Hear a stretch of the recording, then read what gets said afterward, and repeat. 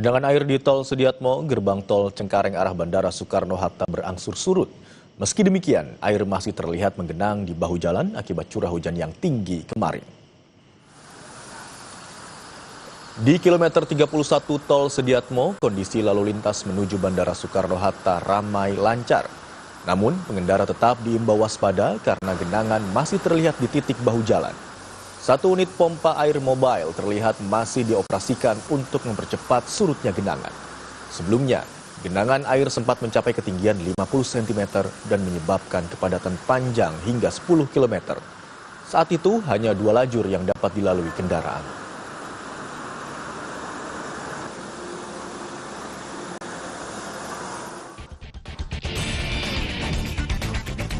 Tiga orang tewas diduga tersengat aliran listrik banjir di Cilincing, Jakarta Utara.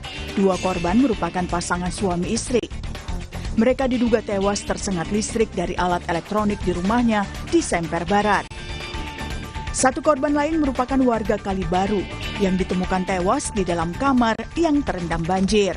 Dari data yang kami terima, untuk warga yang meninggal karena terserang arus listrik ada 3 orang, 1 di Kalibaru, dan 2 orang suami istri ada di Semper Barat RW8. Nah, kami juga sudah menghimbau juga kepada warga-warga yang lain agar selalu berhati-hati, baik itu terhadap waspada banjir maupun arus sengatan listrik.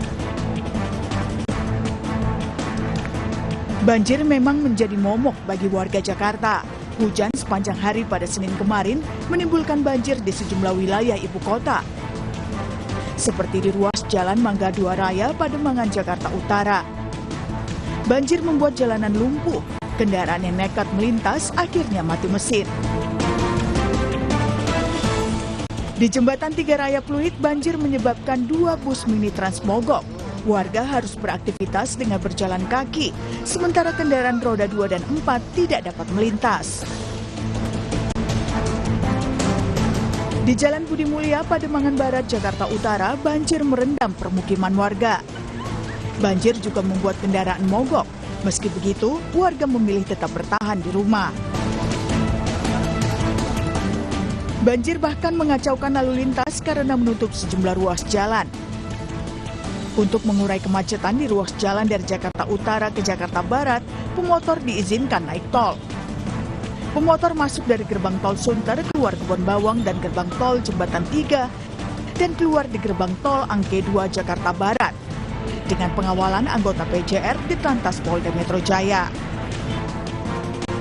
Gubernur DKI Jakarta Pramono Anung mengklaim penanganan banjir telah dilakukan pemerintah provinsi, salah satunya dengan menerjunkan 1.200 pompa.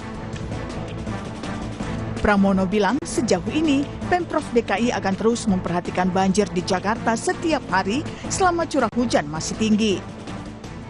Jadi seperti tadi pagi saya kan ada di Cilangkap, di waduk yang akhirnya saya rubah menjadi waduk Batu Licin. Memang penanganan untuk banjir di Jakarta tidak bisa bersifat sporadis. Yang paling utama sekarang ini semuanya kita siagakan, ada 1.200 pompa. Kurang lebih 600 pompa yang portable, 600 pompa yang mobile.